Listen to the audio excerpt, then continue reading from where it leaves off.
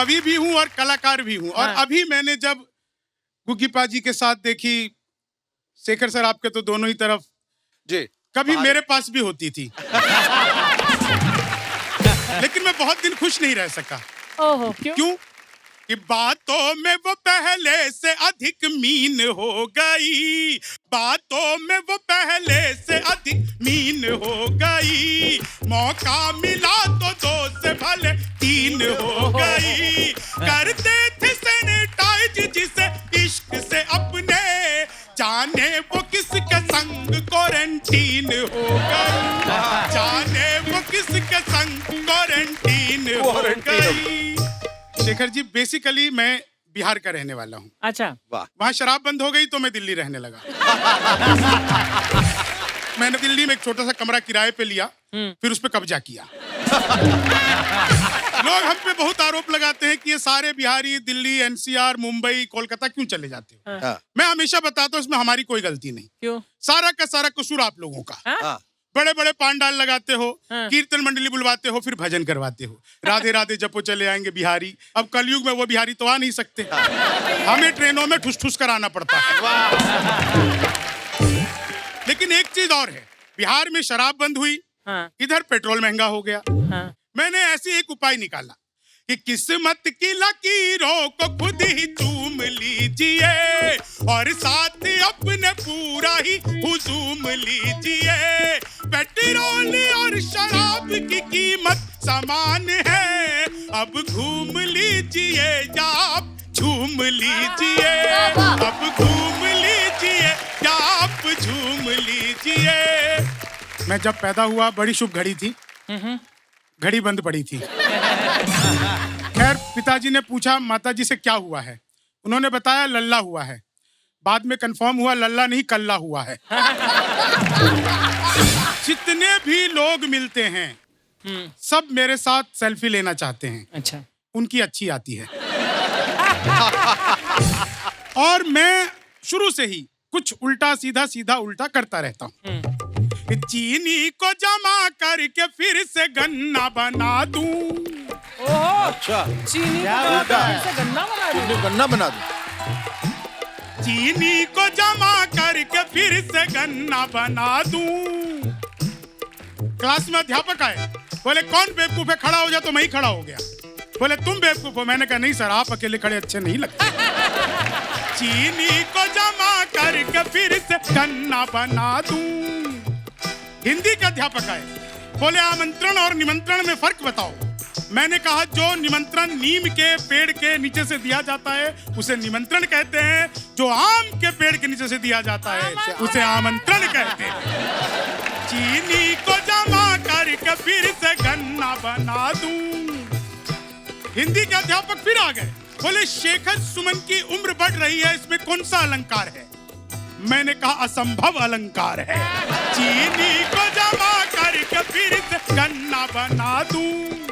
गणित का अध्यापक आ गए, बोले दशमलव किसे कहते हैं। मैंने कहा जब लगातार 10वीं बार लब हो जाए दशमलव तो उसे दशमलव कहते हैं। दशमलव लगातार मतलब लगातार, ऐसा नहीं बीच में शादी कर लो। चीनी को जमा करके फिर से गन्ना बना दूं।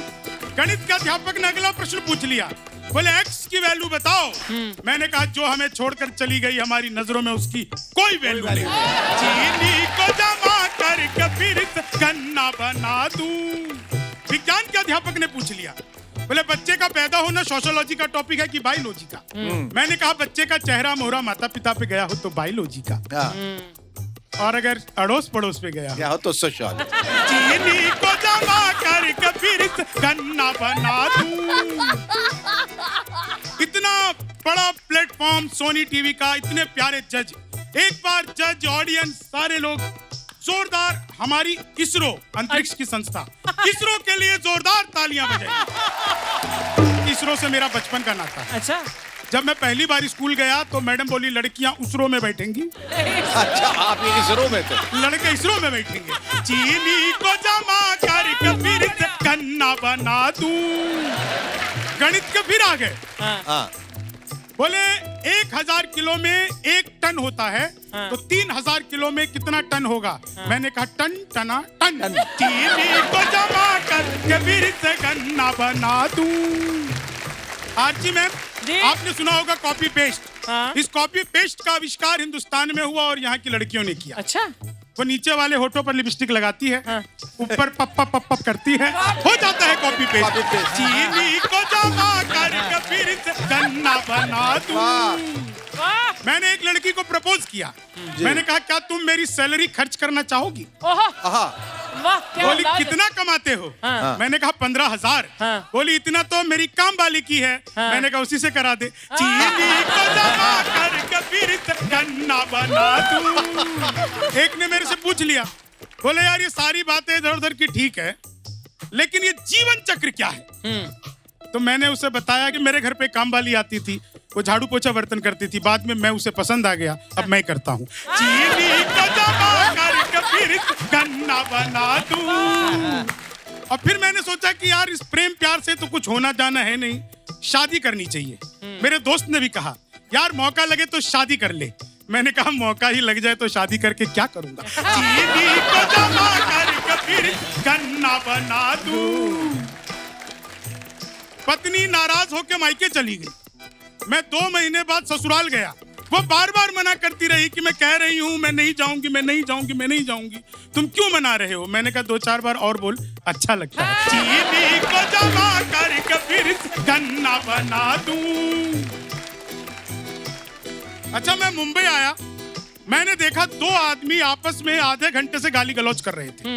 मैं गया, मैंने समझाया, तब मारपीट हुई। चीनी को जमा करके फिर से गन्ना बना दूं।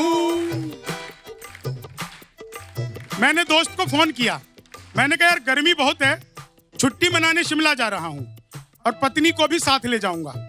जाते हुए उसे किसी खाई में धक्का दे दूंगा। तो दोस्त बोला यार फिर तो मेरी वाली को भी ले जा।